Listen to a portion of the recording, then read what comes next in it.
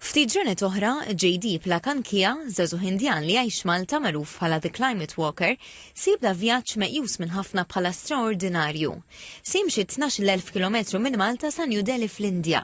Qed jisma' li sejdu maddej sena u nofs u biex jasal jgħaddi minn 20 pajjiż fosthom l-Italja, il-Kroazja, l-Albanija u s-Serbja fl-Ewropa, imbagħad it-Turkija biex jaqsam lejn l-Asja. Kollox bil-mixi, ħlif żewġ vjaġġi bil-baħar fil-bidu biex jasal l-Italja.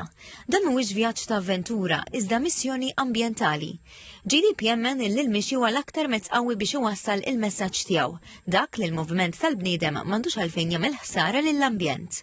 I am a trekking instructor, so I connect this background with climate change, and I developed this idea that I will walk from Malta to India. Matul il-vjaġġ JD se jkopri medja ta' bejn 30 u 40 kilometru kuljum, basket biss wara daru li se jkollu fih l-affarijiet essenzjali, kit tal-ewwel għajnuna u tinda biex jerma' u jorqod fiha. Il-vjaġġ ma jiġix bla xkiel, b'mod partikolari fejn jidħlu viżi u tensjonijiet ġeopolitiċi.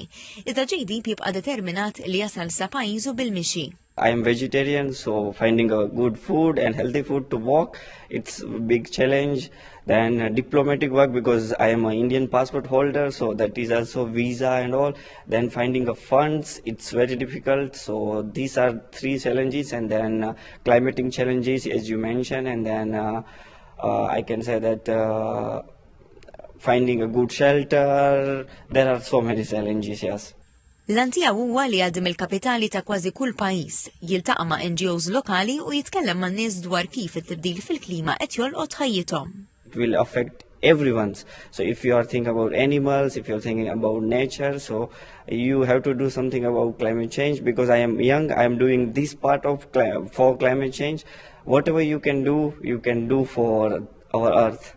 Fl-aħħar tal-vjaġġ u jittama li jkompli l-ħidma tiegħu billi jitkellem fl-iskejjel u anki waqqaf NGO u stess iddedikata għall-klima.